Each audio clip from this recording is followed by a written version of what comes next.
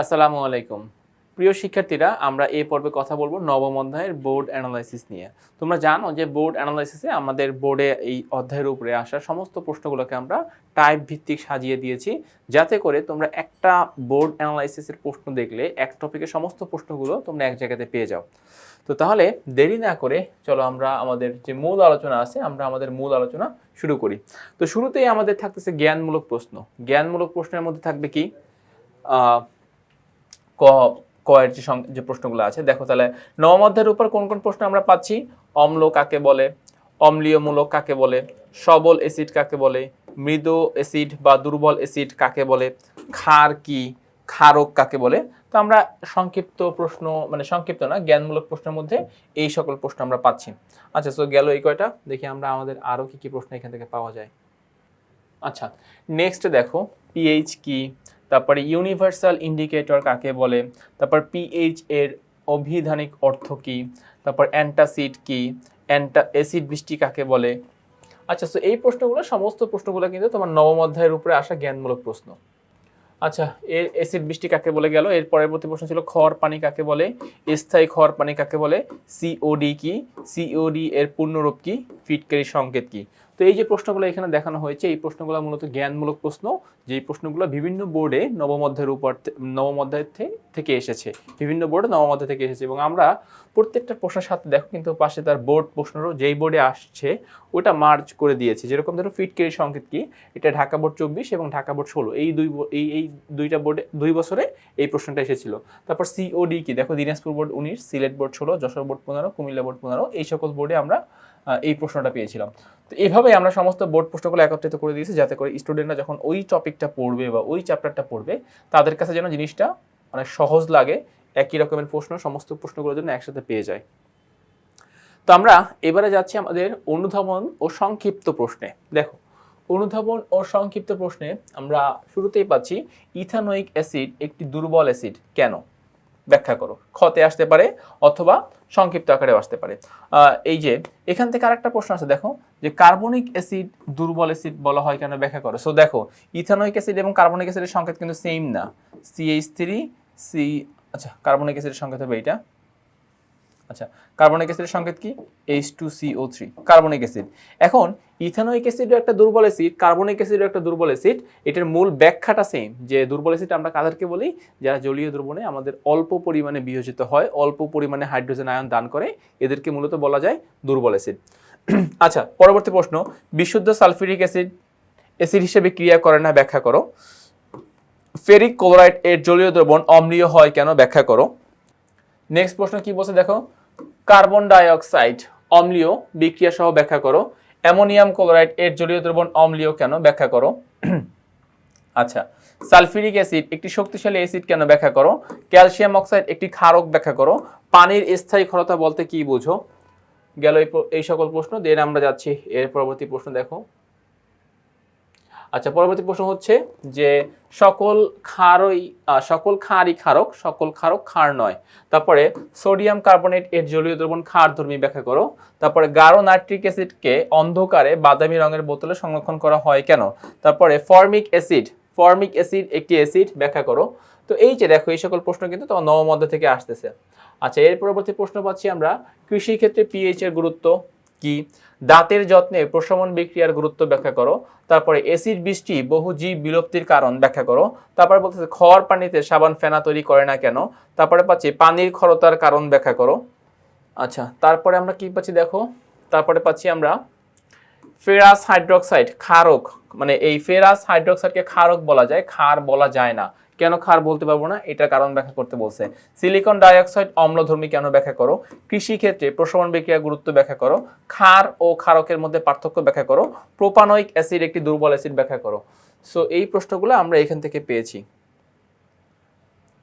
আমরা যাচ্ছি আমাদের নেক্সট যে টপিক আছে সেখানে। আচ্ছা, এবারে দেখো, এবারে আমরা কথা বলবো সৃজনশীলের গ এবং ঘ নাম্বার প্রশ্ন নিয়ে। তো আমরা এবার কথা বলবো সৃজনশীলের টাইপ নিয়ে গ এবং ঘ এর জন্য। সো টাইপ 3-তে আমাদের দেখো অ্যাসিড ও ক্ষারের বৈশিষ্ট্য রিলেটেড যে প্রশ্নগুলো আছে, আমরা এখন এই টাইপের প্রশ্ন নিয়ে কথা বলবো, যেখানে অ্যাসিড এবং ক্ষারের বৈশিষ্ট্য নিয়ে কথা বলা হবে। আচ্ছা, তো দেখো এই টাইপের first question, ammonium chloride, calcium oxide, এখান থেকে পাচ্ছি আমরা পি, ক্যালসিয়াম ক্লোরাইড এবং পানি। বলছে পি যৌগটি ক্ষারধর্মী ব্যাখ্যা করো। এখন দেখো এখানে পি যৌগটা আসলে কে হতে পারে। আচ্ছা, পি যৌগটা হচ্ছে অ্যামোনিয়া। পি যৌগটা হচ্ছে, যেহেতু অ্যামোনিয়াম ক্লোরাইড থেকে আমরা অ্যামোনিয়া গ্যাস পাবো, তাহলে পি যৌগটা হচ্ছে অ্যামোনিয়া। অ্যামোনিয়া ক্ষারধর্মী, তার মানে ক্ষারের বৈশিষ্ট্য এখানে প্রকাশ করতে বলা হয়েছে। আচ্ছা, এর পরবর্তী কোশ্চেন, ক্যালসিয়াম কার্বনেটকে তাপ দিলে এ প্লাস বি পাওয়া যাচ্ছে, তার মানে বি হচ্ছে কার্বন ডাইঅক্সাইড আর এ হচ্ছে ক্যালসিয়াম অক্সাইড। এখন এই এ ক্যালসিয়াম অক্সাইডের সাথে পানি যোগ করলে সি, সি হচ্ছে কি ক্যালসিয়াম হাইড্রোক্সাইড, CaOH2।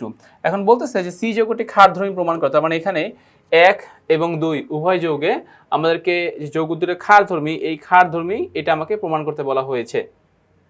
আচ্ছা, যাচ্ছি আমরা এর পরবর্তী প্রশ্নে। কি বলতেছে দেখো, অ্যালুমিনিয়াম ক্লোরাইডকে পানি যুক্ত করলে অ্যালুমিনিয়াম ক্লোরাইডের সাথে কি কি উৎপন্ন হয়। এখান থেকে উৎপন্ন হয় অ্যালুমিনিয়াম হাইড্রোক্সাইড প্লাস HCl। আচ্ছা, তার মানে এর মধ্যে ওয়াই বলছে অম্ল, তাহলে ওয়াই হচ্ছে হাইড্রোক্লোরিক অ্যাসিড আর অ্যালুমিনিয়াম হাইড্রোক্সাইড। তো দেখো 4 নম্বরে আমরা যেটা নিয়ে কথা বলবো, আমাদের 3টা হয়েছিল, এটা হবে আমাদের 4 নম্বর।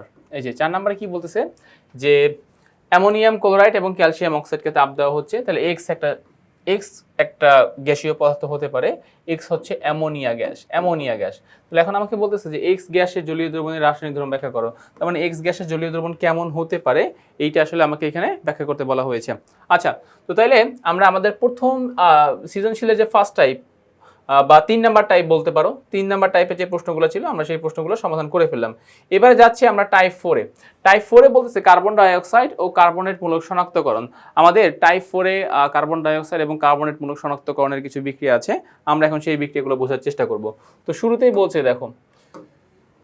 বলতেছে 1 নম্বরে ক্যালসিয়াম কার্বনেট, এই ক্যালসিয়াম কার্বনেটকে তাপ দেওয়া হচ্ছে। ক্যালসিয়াম কার্বনেটকে তাপ দেওয়া হলে কি গ্যাস উৎপন্ন হয়, কার্বন ডাইঅক্সাইড গ্যাস উৎপন্ন হয়। তো এখানে বলতেছে যে উদ্দীপকের প্রথম চিত্রের বিক্রিয়ায় উৎপন্ন গ্যাস কিভাবে শনাক্ত করবে, এই যে কার্বন ডাইঅক্সাইড গ্যাস কিভাবে শনাক্ত করবে। সো আমাদের কিছু প্রসেস ছিল, কার্বনেট যুক্ত লবণকে আমরা হাইড্রোক্লোরিক অ্যাসিডের সাথে বিক্রিয়া করাবো, কার্বন ডাইঅক্সাইড উৎপন্ন হবে, চুনের পানির মধ্যে দিলে সেই চুনের পানি ঘোলা হয়ে যাবে, আরও এক্সট্রা কার্বন ডাইঅক্সাইড অ্যাড করলে সেই চুনের পানি আরও পরিষ্কার হয়ে যাবে। সো ফার্স্টে ঘোলা হবে, এরপরে পরিষ্কার হবে। এইভাবে আমরা কার্বন ডাইঅক্সাইড অ্যাড করার মাধ্যমে পানির পর্যবেক্ষণ করব এবং সেখান থেকে আমরা আসলে দ্রবণের প্রকৃতি কার্বন ডাইঅক্সাইড গ্যাসের শনাক্ত করতে পারবো। সেকেন্ড প্রশ্ন দেখো কি বলতেছে, এখানে ক্যালসিয়াম কার্বনেট এবং হাইড্রোক্লোরিক অ্যাসিড থেকে এ গ্যাস, তাহলে আমরা একটু আগে বললাম যে এ গ্যাস হবে কার্বন ডাইঅক্সাইড গ্যাস আর বি গ্যাস হচ্ছে সালফার ডাইঅক্সাইড। এটা হচ্ছে কার্বন ডাইঅক্সাইড আর বি গ্যাস হচ্ছে সালফার ডাইঅক্সাইড গ্যাস। এখন বলতেছে উদ্দীপকের লবণের অম্লীয় মূলকটি কিভাবে শনাক্ত করবে। লবণ হচ্ছে ক্যালসিয়াম কার্বনেট লবণ। এই ক্যালসিয়াম কার্বনেটের অম্লীয় মূলক বলতে ঋণাত্মক মূলককে বোঝানো হয়। লবণের ঋণাত্মক মূলক সবসময় অ্যাসিড থেকে আসে আর ধনাত্মক মূলক সবসময় ক্ষার থেকে আসে। এজন্য যে কোনো লবণের পজিটিভ প্রান্তকে বলা হয় ক্ষারীয় মূলক, নেগেটিভ প্রান্তকে বলা হয় অম্লীয় মূলক। যেহেতু লবণের ঋণাত্মক মূলক বলতে আসলে কাকে বোঝানো হচ্ছে, কার্বনেট মূলককে বোঝানো হচ্ছে। সো আমরা এখান থেকে আসলে কিভাবে শনাক্ত করব, এই প্রশ্নের অ্যান্সার আমাকে এখান থেকে করতে হবে। আচ্ছা, গেল 2টা।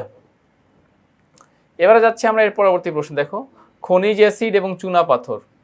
খনিজ অ্যাসিড বলতে বোঝানো হয় হাইড্রোক্লোরিক অ্যাসিড আর চুনা পাথর তো ক্যালসিয়াম কার্বনেট। তাহলে এদের মধ্যে বিক্রিয়া করার ফলে উৎপন্ন হচ্ছে বি গ্যাস। তাহলে বি গ্যাসটা কি বলতো, কার্বন ডাইঅক্সাইড গ্যাস। কেন, চুনা পাথরের সংকেত হচ্ছে ক্যালসিয়াম কার্বনেট, চুনা পাথরের সংকেত কি ক্যালসিয়াম কার্বনেট, আর খনিজ অ্যাসিডের সংকেত কি হাইড্রোক্লোরিক অ্যাসিড। তাহলে খনিজ অ্যাসিড এবং চুনা পাথর বিক্রিয়া করে যে গ্যাসটা উৎপন্ন করবে তার নাম হলো কার্বন ডাইঅক্সাইড গ্যাস।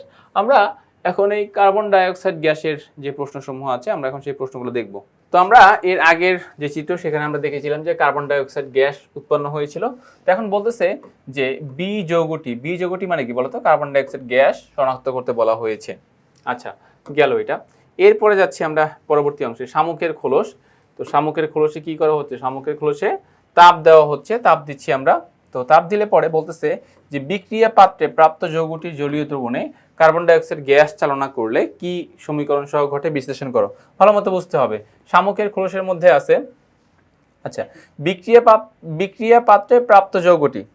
তো টোটাল একটা জিনিস একটু ফলো করো যে এখানে শামুকের খোলসের মূল সংকেত ক্যালসিয়াম কার্বনেটকে তাপ দিলে পাওয়া যায় কি calcium oxide plus carbon dioxide. এখন তাহলে কার্বন ডাইঅক্সাইড তো উড়ে যাচ্ছে, তাহলে থাকতেছে কি ক্যালসিয়াম অক্সাইড। তাহলে ক্যালসিয়াম অক্সাইডের বলছে জলীয় দ্রবণে, মানে প্রাপ্ত যৌগটির জলীয় দ্রবণে, এটা হচ্ছে প্রাপ্ত যৌগ, এইটার জলীয় দ্রবণ মানে এটার সাথে পানি মিশাও, তাহলে কি উৎপন্ন হবে? Calcium hydroxide, CaOH2, calcium hydroxide, চুনের পানি। এর মধ্যে যদি আমরা কার্বন ডাইঅক্সাইড গ্যাস চালনা করি, তাহলে এই কথাটাই বলতেছে যে ক্যালসিয়াম হাইড্রোক্সাইডের মধ্যে যখন তুমি চুনের পানি চালনা করবো তখন কি হবে? পানিটা ঘোলা হবে। তো এই যে আমাদের কার্বন ডাইঅক্সাইড শনাক্তকরণের যে বিক্রিয়া ছিল, এই বিক্রিয়াগুলো এখানে আসলে কি বিশ্লেষণ করতে হবে। আচ্ছা, 5 নম্বর প্রশ্ন কি বলছে দেখো। 5 নম্বর প্রশ্নে বলতেছে কার্বনেট যৌগ। কার্বনেট যৌগ বলতে ক্যালসিয়াম কার্বনেট হতে পারে, ম্যাগনেসিয়াম কার্বনেট হতে পারে, ইত্যাদি ইত্যাদি। আর এখানে বলতেছে লঘু খনিজ অ্যাসিড, হাইড্রোক্লোরিক অ্যাসিড, কার্বনেট যৌগ, লঘু খনিজ অ্যাসিড। আচ্ছা, আর বলতেছে এটা গেল 1 নম্বর। 2 নম্বর টেস্টে বলতেছে চুনের পানি। চুনের পানির সংকেত কি বলতো? Calcium hydroxide, CaOH2, calcium hydroxide. আর বলছে একটি পদার্থ দৃশ্যমান হলো এবং অতিরিক্ত গ্যাস চালনায় অদৃশ্য হয়ে গেল। অর্থাৎ এখানে ওই যে তোমাদের মনে আছে কিনা, আমরা এটার মধ্যে যখন কার্বন ডাইঅক্সাইড অ্যাড করি, কার্বন ডাইঅক্সাইড অ্যাড করলে কি হয়? অদক্ষেপ পড়ে, ক্যালসিয়াম কার্বনেটের অদক্ষেপ পড়ে এবং আরও অতিরিক্ত কার্বন ডাইঅক্সাইড অ্যাড করার ফলে সেই অদক্ষেপটা দ্রবীভূত হয়ে যায়, ক্যালসিয়াম বাইকার্বনেট হয়ে যায়। তো এই কথাগুলো এখানে বলতেছে যে 2 নং টেস্ট টিউবের চুনের পানির অবস্থার যে পরিবর্তন হয় তার কারণ ব্যাখ্যা করো। অর্থাৎ চুনের পানির মধ্যে কার্বন ডাইঅক্সাইড অ্যাড করলে কি হয়? ফার্স্টে ক্যালসিয়াম কার্বনেট তৈরি হয়, দ্রবণটা ঘোলাটে হয়ে যায়। কেন? ক্যালসিয়াম কার্বনেট পানিতে অদ্রবণীয়। এখন এই অদ্রবণীয় ক্যালসিয়াম কার্বনেটের মধ্যে যদি অতিরিক্ত কার্বন ডাইঅক্সাইড অ্যাড করি তখন কি হয়? দ্রবণটি পরিষ্কার হয়ে যায়। দ্যাট মিনস তখন আমাকে আসলে এই বিক্রিয়া, এই পয়েন্টগুলো আমাকে ব্যাখ্যা করতে হবে তখন। আচ্ছা, যাচ্ছি আমরা এর পরবর্তী অংশে। দেখো সিরকা বা ভিনেগার, এর সাথে ঝিনুকের খোলস নেওয়া হচ্ছে। আচ্ছা, আর বি পাত্রের মধ্যে আছে কি? কঠিন ক্যালসিয়াম হাইড্রোক্সাইড। এখন বলতেছে যে এ পাত্রে উৎপন্ন গ্যাস বি পাত্রের জলীয় দ্রবণে চালনা করলে কি ঘটবে? সমীকরণ সহ বিশ্লেষণ করো। ঝিনুকের খোলস, আচ্ছা, ঝিনুকের খোলসের মধ্যে আছে কি? Calcium carbonate. এই ক্যালসিয়াম কার্বনের সাথে যদি ভিনেগার বা ইথানোয়িক অ্যাসিড আমরা যোগ করি, CH3COOH, যোগ করলে এখান থেকে কি উৎপন্ন হবে? ক্যালসিয়াম ইথানয়েড, লবণ উৎপন্ন হবে, কার্বন ডাইঅক্সাইড উৎপন্ন হবে, আর পানি উৎপন্ন হবে। তাহলে এই যে এখান থেকে মেইনলি পাচ্ছি কি আমরা? কার্বন ডাইঅক্সাইড গ্যাস হিসেবে পাচ্ছি কার্বন ডাইঅক্সাইড গ্যাস। এখন বলতেছে যে এ পাত্রে উৎপন্ন গ্যাস, তাহলে এ পাত্রে উৎপন্ন গ্যাস কে? Carbon dioxide gas. এটা আমরা কোথায় চালনা করব? বি পাত্রের জলীয় দ্রবণ কঠিন ক্যালসিয়াম হাইড্রোক্সাইডের সাথে পানি মিশাও, তাহলে কি হবে? ক্যালসিয়াম হাইড্রোক্সাইডের অ্যাকোয়া সলিউশন CaOH2। তাহলে এই যে বি পাত্রের জলীয় দ্রবণের সাথে আমরা এই কার্বন ডাইঅক্সাইড গ্যাস যদি চালনা করি তখন কি হবে বলতো? চুনের পানিটা আস্তে আস্তে ঘোলা হবে এবং অতিরিক্ত পরিমাণে চালনা করলে চুনের পানি আস্তে আস্তে কি হবে? পরিষ্কার হয়ে যাবে। আচ্ছা, এরপরে দেখো কোশ্চেন বলতেছে যে HCl, আচ্ছা কি দেখতে পাচ্ছি? HCl, ferrous chloride, zinc chloride. বলতেছে 1 নং পাত্রের দ্রবণে ম্যাগনেসিয়াম কার্বনেট যোগ করলে কি ঘটবে? সমীকরণ সহ ব্যাখ্যা করো। HCl এর সাথে তুমি যদি ম্যাগনেসিয়াম কার্বনেট যোগ করো, MgCO3, কি করবে? কার্বন ডাইঅক্সাইড গ্যাস উৎপন্ন হবে। HCl এবং ম্যাগনেসিয়াম কার্বনেট যোগ করলে কি উৎপন্ন হবে? কার্বন ডাইঅক্সাইড গ্যাস উৎপন্ন হবে। এই কার্বন ডাইঅক্সাইড গ্যাস যদি আমরা চুনের পানির মধ্যে চালনা করি, চুনের পানি ফার্স্টে কি হবে? ঘোলা হয়ে যাবে। অতিরিক্ত কার্বন ডাইঅক্সাইড চালনা করলে চুনের পানি আস্তে আস্তে কি হবে? পরিষ্কার হয়ে যাবে। সো এইখানে আসলে আমাকে এই টাইপের কথাবার্তাগুলোই কি করতে হবে? ব্যাখ্যা করে ফেলতে হবে। সো আমাদের যে টাইপ ছিল, এই টাইপের মধ্যে মূলত এই প্রশ্নগুলোই ছিল যেগুলো আমরা কমপ্লিট করে ফেললাম। আমরা এবারে যাচ্ছি পরবর্তী টাইপে। দেখো ধাতব আয়ন শনাক্তকরণ। তো আমরা এবার যাচ্ছি টাইপ 5-এ, ধাতব আয়ন শনাক্তকরণে। দেখো তাহলে এখানে কি বলা হচ্ছে। তো আমরা শুরুতে দেখতে পাচ্ছি, দেখো 3টা মৌলের ইলেকট্রন বিন্যাস দেওয়া আছে, 3টা মৌলের ইলেকট্রন বিন্যাস। তো বলতেছে উদ্দীপকের মৌলগুলো লবণকে, এখন আসলে লবণটা কি হতে পারে? লবণগুলো কি হতে পারে? যেরকম দেখো এ মৌল হচ্ছে মোট 13টা ইলেকট্রন, তাহলে এ মৌল কি বলতো? অ্যালুমিনিয়াম। বি মৌল হচ্ছে 14 আর 10 24 আর 26, তার মানে বি মৌল হচ্ছে Fe। আর সি মৌল কি হতে পারে দেখো তো? 18 আর 28 29, সি মৌল হচ্ছে কপার। তার মানে Fe, কপার এবং অ্যালুমিনিয়াম, এই মৌলগুলোর লবণকে আমরা কিভাবে শনাক্ত করব? তার মানে এই যে আমাদেরকে আয়ন শনাক্তকরণ, ধাতব আয়ন শনাক্তকরণ, লঘু ক্ষারের সাথে বিক্রিয়া করে যে অদক্ষেপ সৃষ্টি হয়, সেই অদক্ষেপের বর্ণ থেকে আমাদেরকে শনাক্ত করতে পারি। আচ্ছা, সেকেন্ড প্রশ্ন বলছে একটি ধাতু বি যার আকরিক ম্যাগনেটাইট আর একটি চৌম্বকধর্মী পদার্থ এবং রাসায়নিক গঠন অনুসারে এটি একটি আকরিকটি একটা চৌম্বকধর্মী পদার্থ এবং রাসায়নিক গঠন অনুসারে এটি একটি মিশ্র অক্সাইড। লোহার অক্সাইডকে বলা হয় কি? মিশ্র অক্সাইড। আচ্ছা, ওকে। সো এবারে এখন বলতেছে যে ধাতব আয়ন শনাক্তকরণের সমীকরণ সহ ব্যাখ্যা করো। উদ্দীপকের 2 নংয়ের এই যে বি আকরিক ম্যাগনেটাইট, মানে এখানে কি আছে বলতো? Fe আছে, তাই না? তার মানে এই Fe থেকে এই Fe ধাতুকে আমরা এখানে কিভাবে শনাক্ত করতে পারবো? এইটা আমাকে সমীকরণ সহ বর্ণনা করতে বলা হয়েছে। আচ্ছা, যাচ্ছি আমরা পরবর্তী প্রশ্ন। দেখো কি বলতেছে। X, Y ও Z 3টি মৌল যাদের নিউক্লিয়াসে 12, 29 এবং 18টি প্রোটন রয়েছে। তো তাহলে 12 কে বলো তো? 12 হচ্ছে ম্যাগনেসিয়াম, 29 হচ্ছে কপার, আর 18 হচ্ছে আর্গন। তাহলে তিনটা মৌলের কথা আমরা এখান থেকে জানতে পারতেছি। এখন বলতেছে কোন লবণের দ্রবণে Y2+ আয়ন, Y2+ বলতে কি বোঝানো হচ্ছে? কপার 2+, Y2+ এর উপস্থিতি শনাক্তকরণ সমীকরণ সহ বর্ণনা করো। দ্যাট মিন্স কপার 2+ আয়নকে আমরা কিভাবে ল্যাবরেটরিতে শনাক্ত করতে পারবো, এটা আসলে এখানে বর্ণনা করতে বলা হয়েছে। আচ্ছা, এরপরটাতে যাচ্ছি। দেখো এরপরটাতে বলতেছে একটা হচ্ছে এক্স সালফেট, একটা হচ্ছে ওয়াই সালফেট। এক্স সালফেটকে এক্স এর পারমাণবিক সংখ্যা হচ্ছে 26, তার মানে এক্স বলতে আসলে আলটিমেটলি কাকে বোঝানো হচ্ছে? এফি কে বোঝানো হচ্ছে। আর বলছে 29, আর ওয়াই বলতে কাকে বোঝানো হচ্ছে? কপারকে বোঝানো হচ্ছে। তাহলে এক্স হচ্ছে এফি বা আয়রন, আর ওয়াই হচ্ছে কপার। এখন এখন আসলে এখান থেকে যে প্রশ্ন বলতেছে পাত্রদ্বয় লবণ, মানে পাত্রদ্বয় লবণের এই যে দুইটা পাত্র আমরা পাচ্ছি, একটার মধ্যে পাচ্ছি এফি, আরটার মধ্যে পাচ্ছি সিইউ। তাহলে এই যে এফি এবং সিইউ এদের যে লবণ, হ্যাঁ, এদের লবণে কয়েক ফোঁটা লঘু সোডিয়াম হাইড্রোক্সাইড যোগ করলে অদক্ষেপ উৎপন্ন হয়, বিশ্লেষণ করো। দ্যাট মিনস এখানে এফি এবং কপার এই দুইটা ধাতব আয়নের লবণ দ্বয়ের মানে লবণের মধ্যে যদি আমরা লঘু সোডিয়াম হাইড্রোক্সাইড যুক্ত করি তাহলে সেখান থেকে কি উৎপন্ন হবে? অদক্ষেপ উৎপন্ন হবে, এবং সেই অদক্ষেপের বর্ণ দেখে আমরা ডিসিশন নিতে পারবো যে আসলে কোনটা কপার লবণ, কোনটা ফেরাস বা এফিএল লবণ। আচ্ছা, যাচ্ছি আমরা পরবর্তী অংশে। দেখো এখানে দুইটা লবণের কথা বলেছে, একটা হচ্ছে জিঙ্ক ক্লোরাইড, দ্যাট মিনস এখানে আছে জিঙ্ক 2+, এটার মধ্যে আছে জিঙ্ক 2+, আরটা হচ্ছে ফেরাস ক্লোরাইড, এটার মধ্যে আছে Fe2+, একটা হচ্ছে জিঙ্ক 2+, আরটা হচ্ছে Fe2+। এখন বলতেছে পাত্র 2 এবং পাত্র 3 এর দ্রবণ দুটির মধ্যে লঘু সোডিয়াম হাইড্রোক্সাইড যোগ করলে ভিন্ন বর্ণের অদক্ষেপ গঠিত হবে। তার মানে তুমি এখানেও সোডিয়াম হাইড্রোক্সাইড যোগ করবা, এখানেও সোডিয়াম হাইড্রোক্সাইড যোগ করবা, দুইটার মধ্যে সোডিয়াম হাইড্রোক্সাইড যোগ করব, কিন্তু আমাদের মানে বর্ণটা সেম টু সেম হবে না। Fe2+ থেকে আমরা পাবো কি? একটা ভিন্ন ধর্মী বর্ণ। আবার জিঙ্ক 2+ থেকে আমরা পাবো কি? আরেকটা ভিন্ন ধর্মী বর্ণ। সো এইখানে আসলে ওই কথাগুলো এখানে ব্যাখ্যা করতে বলা হয়েছে।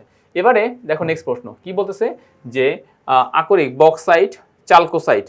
বক্সাইট কার আকরিক? অ্যালুমিনিয়ামের আকরিক। আর চালকোসাইট কার আকরিক? কপারের আকরিক। এবার দেখো বলছে এ ও সি মৌলের নাইট্রেট লবণ, তার মানে দেখো বক্সাইট তার মানে aluminium nitrate AlNO3, aluminium nitrate, আর কপার নাইট্রেট CuNO3। এই যে বলতেছে যে এ ও বি মৌলের নাইট্রেট লবণে কৌষ্টিক সোডা জলীয় দ্রবণের সাথে বিক্রিয়া ভিন্ন ভিন্ন বর্ণের অদক্ষেপ হয়, বর্ণনা করো। সো এখানে আসলে যে অদক্ষেপগুলো হচ্ছে এই অদক্ষেপগুলো আমাকে এখানে বর্ণনা করতে বলা হয়েছে। আচ্ছা, জেন যাচ্ছি আমরা এর পরবর্তী অংশে। দেখো দুইটা লবণ আমরা দেখতে পাচ্ছি, একটা হচ্ছে ফেরাস ক্লোরাইড, আরটা হচ্ছে ফেরিক ক্লোরাইড। বলতেছে যে বিক্রিয়ার লবণদ্বয়ের সাথে লঘু ক্ষারের বিক্রিয়ায় একই বর্ণের অদক্ষেপ পড়ে কিনা উত্তরের সপক্ষে সমীকরণ সহ বর্ণনা করো। তার মানে এইখানে পাচ্ছি আমরা Fe2+, আর এইখানে পাচ্ছি আমরা Fe3+। তাহলে দুইটা জায়গায় কি আমরা দুটো ভিন্ন ভিন্ন রকমের লবণ পাচ্ছি, একটা হচ্ছে Fe2+, একটা হচ্ছে Fe3+। তো এইটা আমাকে বর্ণনা করতে বলা হয়েছে এখানে।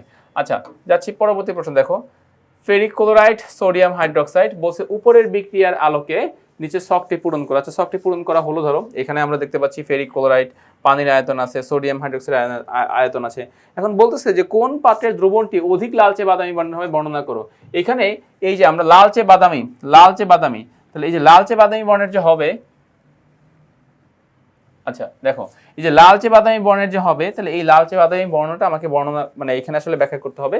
তো বেসিক্যালি এই যে প্রশ্নটা তোমরা দেখছো এখানে দুইটা অধ্যায়ের বেসিক, একটা ষষ্ঠ অধ্যায়েরও বেসিক লাগবে, আর হচ্ছে তোমার এখন যে চ্যাপ্টারটা বলতেছি দশম অধ্যায়ের তোমার এখানে নবম অধ্যায়ের এখানে বেসিক নিয়ে কথা বলতে হবে আর কি।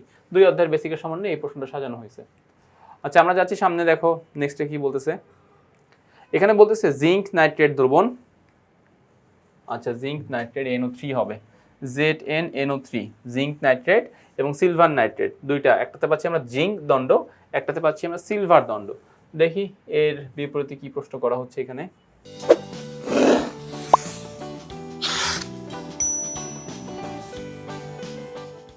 আচ্ছা, সো দেখো এখানের প্রশ্ন আমরা পেয়ে গেছি। এখানের প্রশ্নে আমাদেরকে কি বলতেছে, বলছে উদ্দীপকে উল্লেখিত পাত্রদ্বয়ের দ্রবণে পৃথকভাবে লঘু সোডিয়াম হাইড্রোক্সাইড যোগ করলে কি ঘটে। তো দেখো একটাতে আছে জিঙ্ক, একটাতে আছে সিলভার। তো জিঙ্ক এবং সিলভারের মধ্যে যদি আমরা পৃথকভাবে লঘু হাইড্রোক্সাইড মানে লঘু সোডিয়াম হাইড্রোক্সাইড যোগ করি তখন আসলে এখানে কি ঘটনা ঘটবে, এটা আসলে সমীকরণ সহ আমাকে এখানে বর্ণনা করতে বলা হয়েছে। সো এই যে আমাদের অদক্ষেপ পড়বে, অদক্ষেপের কালার ডিফারেন্ট পাবো আমরা। সো সেই ডিফারেন্ট কালার থেকে আমরা ডিসিশন নিতে পারবো যে কোনটা জিঙ্ক এবং কোনটা সিলভার। আচ্ছা, আমরা যাচ্ছি এবার আমাদের পরবর্তী পার্টে। দেখো পরবর্তী পার্টে বলতেছে টাইপ 6, এখানে বলছে বিভিন্ন গ্যাসের জলীয় দ্রবণের প্রকৃতি। তো বিভিন্ন গ্যাসের মধ্যে আসলে কোন কোন গ্যাস বেশি আসতে পারে? কার্বন ডাইঅক্সাইড গ্যাস হতে পারে, তারপরে অ্যামোনিয়া গ্যাস হতে পারে, তারপরে হতে পারে সালফার ডাইঅক্সাইড গ্যাস হতে পারে, তারপরে হতে পারে সালফার ট্রাইঅক্সাইড গ্যাস। এই যে গ্যাসগুলো পাচ্ছি আমরা, এই গ্যাসগুলো নিয়ে এখানে কথা বলা যাবে আর কি, বা কথা বলতে হবে। তারপর হতে পারে নাইট্রোজেন ডাইঅক্সাইড। তো এই গ্যাসগুলোর জলীয় দ্রবণের প্রকৃতি, মানে এই গ্যাসগুলোর সাথে যখন পানি মিশ্রিত করা হবে তখন এটা কি অম্লীয় দ্রবণ হবে নাকি ক্ষারীয় দ্রবণ হবে, এইটাই মূলত আমাকে এখানে বর্ণনা করতে হবে। আচ্ছা, এবারে আসো ফার্স্ট কোশ্চেন। দেখো এক মানে এক্স হচ্ছে 1, ওয়াই হচ্ছে 7, তার মানে 1K নাইট্রোজেন, 7K অ্যামোনিয়া, 1 হচ্ছে হাইড্রোজেন, 7 হচ্ছে নাইট্রোজেন। এই হাইড্রোজেন এবং নাইট্রোজেনের সমন্বয়ে তৈরি করা যায় কি? অ্যামোনিয়া। তাহলে বলতেছে যে এক্স এবং ওয়াই দ্বারা গঠিত যৌগটির জলীয় দ্রবণ কোন প্রকৃতির, যৌগটির বন্ধন গঠন সহ বর্ণনা করো। অর্থাৎ এখানে তোমাকে মূলত 5 অধ্যায়েরও কিছুটা বেসিক এখানে কাজে লাগবে। 5 অধ্যায়ের অ্যামোনিয়ার গঠনটা বর্ণনা করতে বলা হয়েছে, প্লাস এই অ্যামোনিয়ার সাথে যখন আমরা পানি মিশাবো তখন উৎপন্ন হবে অ্যামোনিয়াম হাইড্রোক্সাইড। এই অ্যামোনিয়াম হাইড্রোক্সাইড কি অম্লধর্মী নাকি ক্ষারধর্মী, এটা এখন এখানে বর্ণনা করতে বলা হয়েছে। আচ্ছা, তারপরে পাচ্ছি আমরা ঝিনুকের খোলস। দেখো ঝিনুকের খোলসের মধ্যে আছে ক্যালসিয়াম কার্বনেট। এখন বলছে উপরের প্রক্রিয়ায় উৎপন্ন গ্যাসীয় পদার্থটি অম্লধর্মী ব্যাখ্যা করো। মানে তুমি যদি ঝিনুকের খোলসে পাচ্ছ ক্যালসিয়াম কার্বনেট, এই ক্যালসিয়াম কার্বনেটকে যদি আমরা তাপ দেই তখন পাই কি আমরা? ক্যালসিয়াম অক্সাইড প্লাস কি পাই আমরা? Carbon dioxide. Calcium oxide plus carbon dioxide পাই। সো এইটাই আসলে আমাকে বর্ণনা করতে বলতেছে যে যে কার্বন ডাইঅক্সাইড গ্যাসটা পাচ্ছি, এই গ্যাসটা কি আসলে অম্লধর্মী হবে? তাহলে সেটা আমাকে অবশ্যই বিক্রিয়ার সাহায্যে বর্ণনা করতে বলা হয়েছে এখানে। ওকে, গেল দুইটা। 3 নম্বরে কি বলতেছে? দেখো 3 নম্বরে বলতেছে যে লঘু সোডিয়াম ক্লোরাইড দ্রবণ। আচ্ছা, উদ্দীপকের 2 নং কোষের তড়িৎ দ্বারা সংঘটিত বিক্রিয়ায় এবং উৎপন্ন ভারী গ্যাসটি জলীয় দ্রবণ এসিড থেকে ক্ষার বিক্রিয়া সহ বর্ণনা করো। অর্থাৎ এখান থেকে যে লঘু সোডিয়াম ক্লোরাইড, এখান থেকে যদি আমরা বিক্রিয়া করি তাহলে উৎপন্ন ভারী গ্যাস, তাহলে আমরা জানি যে আমাদের অ্যানায়ন হিসেবে থাকে কি বলতো? Chloride ion. ক্লোরাইড আয়ন গিয়ে চার্জ মুক্ত হয়, চার্জ মুক্ত হয়ে উৎপন্ন করতে পারে ক্লোরিন। এরকম এই একটা ক্লোরিন, এই একটা ক্লোরিন পরস্পরের সাথে বিক্রিয়া করে উৎপন্ন করতে পারে কি? Cl2, chlorine gas. এখন এই ক্লোরিন গ্যাসের মধ্যে যদি আমরা পানি অ্যাড করি তাহলে সেটা কি অ্যাসিড হবে নাকি ক্ষার হবে? সো এই যেভাবে চিন্তা করতে পারো যে Cl2 প্লাস H2O, তাহলে এখান থেকে দুইটা অ্যাসিড উৎপন্ন হবে, একটা হচ্ছে HCl আর একটা হবে HOCl, hydrochloric acid, hypochlorous acid. So তখন আমাকে এই দুইটা পয়েন্ট নিয়ে কথা বলতে হবে। আচ্ছা, গেল এটুকু। যাচ্ছি আমরা পরবর্তী প্রশ্ন। দেখো 4 নম্বরের। আচ্ছা, এখানে যেটা বলতে চাচ্ছে যে দুইটা পাত্র, একটার মধ্যে ক্যালসিয়াম কার্বনেট আছে, হাইড্রোক্লোরিক অ্যাসিড যোগ করা হচ্ছে, তাহলে এখান থেকে আমরা পাবো কার্বন ডাইঅক্সাইড গ্যাস। যেহেতু কার্বনেট মূলক আছে, তাহলে এখান থেকে পাবো আমরা কার্বন ডাইঅক্সাইড গ্যাস। আর হচ্ছে সালফার আর অক্সিজেন মিলে বি গ্যাসটা হবে কি বলতো? Sulphur dioxide gas. এখন বলতেছে যে এ ও বি গ্যাসের জলীয় দ্রবণের প্রকৃতিকে একই রকম বিশ্লেষণ করো। মানে কার্বন ডাইঅক্সাইড গ্যাসের সাথে পানি মিশালে এবং সালফার ডাইঅক্সাইড গ্যাসের সাথে পানি মিশালে এরা কি একই রূপ আচরণ করবে কিনা, এইটা আসলে আমাকে এখানে বর্ণনা করতে বলা হয়েছে। আচ্ছা, ওকে, যাচ্ছি আমরা এর পরবর্তী অংশ। দেখো পরবর্তী অংশে কি বলেছে যে এ ও বি গ্যাসের জলীয় দ্রবণ। ও আচ্ছা, এটা তো আগের প্রশ্ন। নেক্সট প্রশ্ন, স্বাভাবিক বায়ুমণ্ডলীয় চাপে এ ও বি সিলিন্ডারে যথাক্রমে অ্যামোনিয়া ও কার্বন ডাইঅক্সাইড গ্যাস রাখা আছে। দুইটা সিলিন্ডার, একটা হচ্ছে এ, একটা হচ্ছে বি। একটার মধ্যে রাখা আছে অ্যামোনিয়া গ্যাস এর মধ্যে, আর বি এর মধ্যে রাখা হয়েছে কার্বন ডাইঅক্সাইড গ্যাস। এখন বলতেছে উল্লেখিত গ্যাস দুটির জলীয় দ্রবণের প্রকৃতি বিশ্লেষণ করো। অর্থাৎ এই যে দুইটা গ্যাস আমরা পাচ্ছি, এদের জলীয় দ্রবণের প্রকৃতি কিরকম হতে পারে? অর্থাৎ কার্বন ডাইঅক্সাইড গ্যাসের সাথে তুমি পানি মিক্সড করবা, আর একটা হচ্ছে কি যে অ্যামোনিয়া গ্যাসের সাথে তুমি পানি মিক্স করবা। কোনোটা হয়তো অম্লীয় দ্রবণ হতে পারে, কোনোটা ক্ষারীয় দ্রবণ হতে পারে। সো এইটাই এখানে মানে মূল বিষয়, এই প্রশ্নের মূল বিষয় তোমার কাছে এটাই জানতে যাচ্ছে। আচ্ছা, এরপরে যাচ্ছি আমরা। দেখো আচ্ছা, দুইটা প্রশ্ন। Number 1, sodium hydrogen carbonate. এই যে আমরা পাচ্ছি সোডিয়াম হাইড্রোজেন কার্বনেট হচ্ছে এইটা, এই পাত্রের মধ্যে আছে সোডিয়াম হাইড্রোজেন কার্বনেট, আর এই পাত্রের মধ্যে আছে হাইড্রোক্লোরিক অ্যাসিড, দুইটা দ্রবণ। এখন বলতেছে যে 1 ও 2 নং পাত্রের বিক্রিয়ক দ্বয়ের বিক্রিয়ায় উৎপন্ন গ্যাস। তার মানে কি? দেখো তুমি যদি সোডিয়াম হাইড্রোজেন কার্বনেট এবং হাইড্রোক্লোরিক অ্যাসিডের মধ্যে বিক্রিয়া করো, তাহলে এখান থেকে উৎপন্ন হবে কি? এখান থেকে উৎপন্ন হবে সোডিয়াম ক্লোরাইড, কার্বন ডাইঅক্সাইড এবং পানি। সোডিয়াম ক্লোরাইড, কার্বন ডাইঅক্সাইড এবং পানি এখান থেকে উৎপন্ন হবে। তাহলে বলছে যে বিক্রিয়ক দ্বয়ের বিক্রিয়ায় উৎপন্ন গ্যাসটির জলীয় দ্রবণের প্রকৃতি। তাহলে এই যে কার্বন ডাইঅক্সাইড গ্যাস আমরা এখান থেকে পাচ্ছি, এই কার্বন ডাইঅক্সাইড গ্যাসের জলীয় দ্রবণটা আসলে কেমন হবে? এটা কি অম্লীয় হবে নাকি ক্ষারীয় হবে? সো এই প্রশ্ন থেকে আমাকে এইটা মূলত ব্যাখ্যা করতে বলা হয়েছে। আচ্ছা, যাচ্ছি আমরা এর পরবর্তী অংশ। দেখো আচ্ছা, এর পরবর্তী পার্টে দেখো দুটো চিত্র। একটার মধ্যে আছে এই যে প্রথম চিত্রের মধ্যে আছে সোডিয়াম হাইড্রোজেন কার্বনেট দেখতে পাচ্ছি আমরা এখানে, সোডিয়াম হাইড্রোজেন কার্বনেট এবং হাইড্রোক্লোরিক অ্যাসিড, এখান থেকে আমরা এ গ্যাস পাচ্ছি। আর এখানে আছে অ্যামোনিয়াম ক্লোরাইড আর ক্যালসিয়াম অক্সাইড, এখান থেকে পাচ্ছি আমরা বি গ্যাস। তো দুইটা পাত্রে আমরা দুটো ভিন্ন ভিন্ন, এখানে পাচ্ছি আমরা sodium hydrogen carbonate plus hydrochloric acid, আর এখান থেকে তোমরা দেখতেই পাচ্ছ অ্যামোনিয়াম ক্লোরাইড এবং ক্যালসিয়াম অক্সাইড। আচ্ছা, সো তাহলে এক জায়গা থেকে আমরা পাবো কার্বন ডাইঅক্সাইড গ্যাস, আর এক জায়গা থেকে আমরা পাবো অ্যামোনিয়া গ্যাস। তাহলে এক জায়গায় পাবো আমরা কার্বন ডাইঅক্সাইড গ্যাস, আর এক জায়গায় পাবো আমরা অ্যামোনিয়া গ্যাস। হ্যাঁ, এবারে দেখো বলছে কি যে এ ও বি কে আলাদাভাবে পানিতে চালনা করলে, মানে কার্বন ডাইঅক্সাইড গ্যাস এবং অ্যামোনিয়া গ্যাস যদি আমরা আলাদাভাবে পানিতে চালনা করি, যে দুটি দ্রবণ তৈরি হয় তাদের পিএইচ এর মান কি একই হবে কি? যুক্তি সহ বিশ্লেষণ করো। অবশ্যই এক হবে না, কেননা দেখো কার্বন ডাইঅক্সাইড একটা অম্লধর্মী গ্যাস, তাহলে কার্বন ডাইঅক্সাইডকে যদি আমরা পানিতে চালনা করি সেখান থেকে অ্যাসিড তৈরি হবে, অ্যাসিডের পিএইচ এর মান কি থাকে? 7 এর কম থাকে। আর অ্যামোনিয়াকে পানির সাথে যুক্ত করলে উৎপন্ন হবে অ্যামোনিয়াম হাইড্রোক্সাইড, যেটা একটা ক্ষার।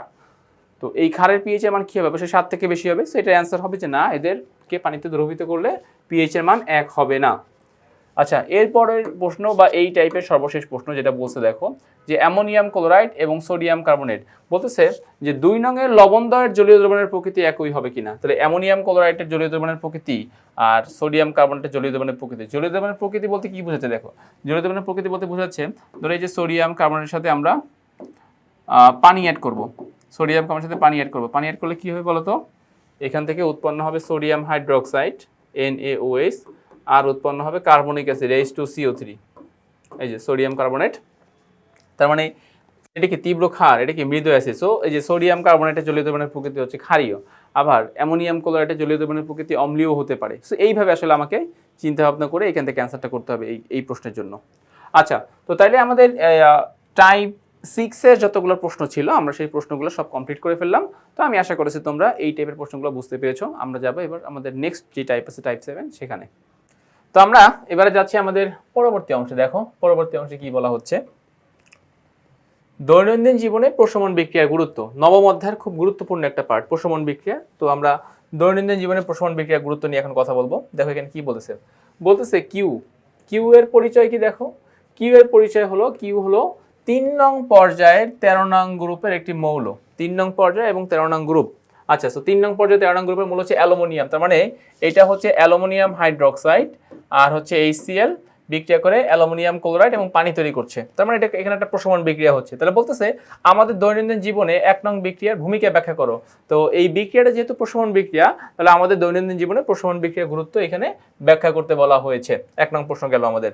আচ্ছা, তার পরবর্তী প্রশ্ন যাচ্ছি আমরা, যে রাইয়ান পেটে ব্যথা অনুভব করায় ডাক্তার তাকে অ্যান্টাসিড ট্যাবলেট খাওয়ার পরামর্শ দিলেন। ট্যাবলেট খাওয়ার পর তার ব্যথা প্রশমিত হলো। ধাতব কপার তার পেটে, আচ্ছা আমি দেখো ব্যাখ্যা করতেছি। বলতেছে যে ধাতব কপার তার পেটে সৃষ্ট গ্যাসটির জলীয় দ্রবণের সাথে বিক্রিয়া না করলেও জারণধর্মী অ্যাসিডের সাথে বিক্রিয়া করে। তো পরবর্তী পার্টটা থেকে আমার প্রশ্নটা হবে না, আমার প্রশ্ন হবে প্রথম পার্ট থেকে, যে রায়হান যে পেটে অ্যাসিডিটি অনুভব করে, যে অ্যান্টাসিড ট্যাবলেট খায়, তাহলে বলতেছে যে রায়হানের পেটের ব্যথা কিভাবে প্রশমিত হলো। এখানে মূলত অ্যান্টাসিড ট্যাবলেট গ্রহণ করেছে। অ্যান্টাসিড ট্যাবলেট কি করে? অ্যাসিড এবং ক্ষারকে প্রশমিত করে, সেখানে প্রশমন বিক্রিয়া সম্পন্ন হয়েছে। আমাকে মূলত এইখানে ওই প্রশ্নগুলোর কথাই বলতে হবে আর কি। আচ্ছা, ম্যাগনেসিয়াম হাইড্রোক্সাইড HCl, এখানে আমাকে বিক্রিয়া করলে কি উৎপন্ন হবে? বিক্রিয়া করলে উৎপন্ন হবে ম্যাগনেসিয়াম ক্লোরাইড প্লাস কি উৎপন্ন হবে? ম্যাগনেসিয়াম ক্লোরাইড প্লাস পানি উৎপন্ন হবে। তাহলে বলতেছে আমাদের দৈনন্দিন জীবনে 1 নং বিক্রিয়ার ভূমিকা ব্যাখ্যা করো, 3 নাম্বার।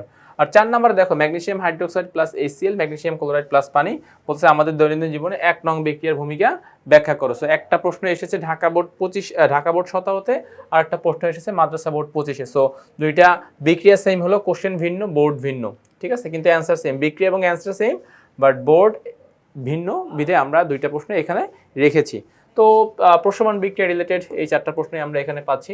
এবারে যাচ্ছি আমরা আমাদের পরবর্তী অংশে। দেখো অ্যাসিড বৃষ্টি সৃষ্টির কারণ এবং ক্ষতিকর প্রভাব, মানে অ্যাসিড বৃষ্টি রিলেটেড টপিক। আচ্ছা দেখো, তাহলে এখান থেকে আমরা কি পাচ্ছি নেক্সট টপিক থেকে? এইখান থেকে আমরা পাচ্ছি সালফার আর অক্সিজেন মিলে সালফার ডাইঅক্সাইড। X হচ্ছে সালফার ডাইঅক্সাইড, Y হচ্ছে নাইট্রোজেন ডাইঅক্সাইড, আর Z হচ্ছে কার্বন ডাইঅক্সাইড। তো বলতেছে পরিবেশের উপর X, Y এবং Z এর ক্ষতিকর প্রভাব বিক্রিয়া সহ ব্যাখ্যা করো। তার মানে কি, এই যে ক্ষতিকর গ্যাসগুলো আছে, sulphur dioxide, nitrogen dioxide, carbon dioxide, এই গ্যাসগুলোর ক্ষতিকর প্রভাব এখানে ব্যাখ্যা করতে বলা হয়েছে। আচ্ছা 2 নম্বরে দেখো 2 নম্বর কি বলতেছে যে calcium oxide plus A is equals to calcium carbonate. পরিবেশের উপর এই যৌগটির ক্ষতিকর প্রভাব বিশ্লেষণ করো, মানে এই যৌগটাকে কার্বন ডাইঅক্সাইড, তাই না, ক্যালসিয়াম অক্সাইড এবং কার্বন ডাইঅক্সাইড মিলে কি উৎপন্ন হয়, ক্যালসিয়াম কার্বনেট। তার মানে এই ক্যালসিয়াম কার্বনেটের উপর এই যৌগের ক্ষতিকর প্রভাব বর্ণনা করতে বলা হয়েছে। আচ্ছা ওকে, গেল এটা। যাচ্ছি আমরা এর পরবর্তী অংশ। দেখো প্রোটন 6টা, প্রোটন 16টা, তাহলে একটা হচ্ছে সালফার আর একটা হচ্ছে কার্বন। তো দেখি এখন এখানে কি কি প্রশ্ন হচ্ছে। আচ্ছা যাচ্ছি আমরা এর পরবর্তী অংশে। দেখো বলছিলাম যে একটা হচ্ছে কার্বন, একটা হচ্ছে সালফার। পি হচ্ছে কার্বন, তাহলে পি এর অক্সাইড মানে কি, কার্বন ডাইঅক্সাইড। আর হচ্ছে সালফার, আর এর অক্সাইড হচ্ছে সালফার ডাইঅক্সাইড। তো কি বলতেছে যে পি এবং আর এর অক্সাইড দ্বয়ের পরিবেশের উপর ক্ষতিকর প্রভাব বর্ণনা করো, কার্বন এবং সালফারের অক্সাইড। তার মানে এখান থেকে কি হতে পারে বলতো, অ্যাসিড বৃষ্টি সৃষ্টি হতে পারে। সো প্রশ্ন তোমাকে এই ব্যাখ্যাটাই জানতে চাচ্ছে। পরবর্তী প্রশ্ন, ক এর এলাকায় প্রচুর শিল্প ও কলকারখানা গড়ে উঠেছে। সো এখান থেকে তোমাকে হিন্ট দিচ্ছে শিল্প ও কলকারখানা, ঠিক আছে, এবং উদ্ভিদের বৃদ্ধির হারও কম। তাহলে শিল্প ও কলকারখানা গড়ে ওঠা মানে কি বলতো, এখানে বিভিন্ন ক্ষতিকর গ্যাস নিশ্চিত হচ্ছে শিল্প ও কলকারখানা থেকে। আচ্ছা, এলাকাটির অধিকাংশ গাছের পাতা ফ্যাকাশে, ফ্যাকাশে মানে কি, অ্যাসিড বৃষ্টির হিন্টস দিচ্ছে, যে আমরা জানি যে অ্যাসিড বৃষ্টি হলে গাছের পাতা ফ্যাকাশে হয়ে যায়। অপরদিকে তার বাড়ির সন্নিকটে একটি পুকুর আছে যা চূর্ণপাত হয়েছে। নেক্সট বাকি প্রশ্নটা অন্য টপিক রিলেটেড। এখন বলতেছে উদ্দীপকের প্রথম ঘটনাটির কারণ বিশ্লেষণ করো। প্রথম ঘটনা মানে এই যে কয়ের এলাকায় শিল্প কারখানা গড়ে উঠেছে, উদ্ভিদের বৃদ্ধির হার কম, এই যে ঘটনাটা, এই ঘটনাটা এখানে কি করতে বলা হয়েছে, ব্যাখ্যা করতে বলা হয়েছে। আচ্ছা ওকে, যাচ্ছি পরবর্তী প্রশ্ন। দেখো অ্যাসিড বৃষ্টির পানি, 5 নম্বর প্রশ্ন, অ্যাসিড বৃষ্টির পানি ভূপৃষ্ঠের উপর দিয়ে যাওয়ার সময় বিভিন্ন লবণ এতে দ্রবীভূত হয় এবং পানির একটি বিশেষ বৈশিষ্ট্য ক্ষরতা সৃষ্টি হয়। আচ্ছা গেল। এবারে বলতেছে যে উদ্দীপকে উল্লেখিত বৃষ্টির কারণ ও ফলাফল, মানে অ্যাসিড বৃষ্টিটা কেন হচ্ছে। ফার্স্টে কিন্তু বলছে যে অ্যাসিড বৃষ্টির পানি, এই যে অ্যাসিড বৃষ্টির পানি, তাহলে অ্যাসিড বৃষ্টিটা কেন হচ্ছে, এটার ফলাফল কি, এইটার মানে পানিতে কি সমস্যা হচ্ছে, মাটিতে কি সমস্যা হচ্ছে অ্যাসিড বৃষ্টির ফলে, এই সকল রিজন এবং কারণটা আমাকে এখানে খুব সুন্দরভাবে ব্যাখ্যা করতে হবে। আচ্ছা, চুনা পাথর মানে কি, ক্যালসিয়াম কার্বনেট, তাই না, চুনা পাথর বলতে বোঝানো হচ্ছে ক্যালসিয়াম কার্বনেট। আর খনিজ অ্যাসিড মানে হাইড্রোক্লোরিক অ্যাসিড। তাহলে এদের বিক্রিয়ার ফলে যেই গ্যাসটা উৎপন্ন হবে তার নাম হলো কার্বন ডাইঅক্সাইড। বলছে পরিবেশের উপর বি যৌগটির প্রভাব বিশ্লেষণ করো। বি যৌগ মানে বি গ্যাস, বি গ্যাসটা আসলে পরিবেশের উপর কি কি ইম্প্যাক্ট রাখতে পারে, এইটার প্রভাব আসলে আমাকে এখানে বর্ণনা করতে বলা হয়েছে। তার মানে কার্বন ডাইঅক্সাইড গ্যাসের প্রভাব আমরা এখানে বর্ণনা করব। ওকে গেল এটা। এবারে যাচ্ছি আমরা আমাদের নেক্সট টপিক, পানির ক্ষরতা এবং সাবানের ফেনা উৎপন্ন না হওয়ার কারণ। আচ্ছা এবারে দেখো বলতেছে যে ক্যালসিয়াম হাইড্রোক্সাইড হাইড্রোক্লোরিক অ্যাসিড যদি বিক্রিয়া করে কি উৎপন্ন করতে পারবে, এ কে বলতো, এ হচ্ছে calcium chloride CaCl2, calcium chloride, এবং এখান থেকে পাচ্ছি আমরা পানি। তাহলে বলতেছে এ পানির ক্ষরতার জন্য দায়ী সমীকরণ সহ ব্যাখ্যা করো। মানে এ পানিটা, এই যে যৌগটা ক্যালসিয়াম ক্লোরাইড, এই যৌগটা ক্ষরতা সৃষ্টির জন্য দায়ী, ক্ষরতা সৃষ্টির জন্য দায়ী, এটা আমাকে মূলত সমীকরণ সহ ব্যাখ্যা করতে হবে। আচ্ছা এবারে পরবর্তী প্রশ্ন, যে কয়ের এলাকায় প্রচুর শিল্প কারখানা গড়ে উঠেছে, উদ্ভিদের বৃদ্ধির হার কম, এলাকাটির অধিকাংশ গাছের পাতা ফ্যাকাশে। আচ্ছা এবারে অপর দিকে থেকে শুরু করো। অপর দিকে তার বাড়ির সন্নিকটে একটি পুকুর আছে যা চুনাপাথর, চুনাপাথর মানে কি, ক্যালসিয়াম কার্বনেট বেষ্টিত, পাহাড়ের পাদদেশে অবস্থিত। পুকুরটির পানিতে সাবান সহজে ফেনা উৎপন্ন করতে পারে না। পুকুরটির পানিতে সাবান সহজে ফেনা উৎপন্ন করতে পারে না। গ নাম্বার প্রশ্ন, ক এর এলাকায় অবস্থিত পুকুরের পানিতে সহজে সাবানের ফেনা উৎপন্ন না হওয়ার কারণ বিশ্লেষণ করো। মানে এই যে পুকুর, এই পুকুরের পানিতে যে সাবান সহজে ফেনা উৎপন্ন করতে পারে না, এই না পারার পিছনের কারণটাকে, সেই কারণটা এখানে আমাকে মূলত ব্যাখ্যা করতে বলা হয়েছে।